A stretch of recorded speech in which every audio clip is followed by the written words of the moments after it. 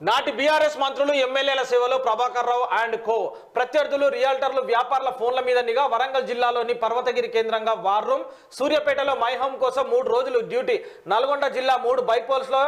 ఎస్ఐబికి కీలక పాత్ర పాలమూరులో పోలీస్ స్టేషన్ కేంద్రంగా ట్యాపింగ్ ఓ మాజీ మంత్రి హత్య కుట్ర నేను కేసు వెనక ఎస్ఐబి టీం కూడా ఉందంట ఫోన్ ట్యాపింగ్ కేసులో ఏసీబీ ఎంట్రీ అక్రమంగా ఆస్తులు కూడబెట్టిన అధికారులపై నజర్ ప్రముఖులను బ్లాక్మెయిల్ చేసి డబ్బులు గుంజిన ప్రణీత్ రావు టీం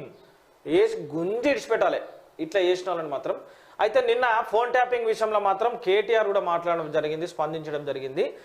వెంట్రుక కూడా పీకలేరు ఫోన్ ట్యాపింగ్ పై ఏం పీక్కుంటావో పీక్కో ఏం చేసుకుంటావో చేసుకో అని చెప్పి కేటీఆర్ మండిపడ్డాడు రేవంత్ రెడ్డికి సీఎంగా పనిచేసే తెలివి లేదు కానీ రాహుల్ గాంధీకి విరుద్ధంగా వ్యవహరిస్తున్నాడు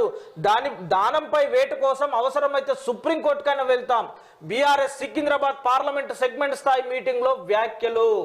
అయితే కేటీఆర్ నిన్న చేసినటువంటి ఈ మీటింగ్ కి సంబంధించినటువంటి విషయంలో చూసుకున్నట్టయితే ఇక్కడ వెంట్రుక కూడా వీకలేవు అని చెప్పి రేవంత్ రెడ్డిని అంటుండు ఎవరు కేటీఆర్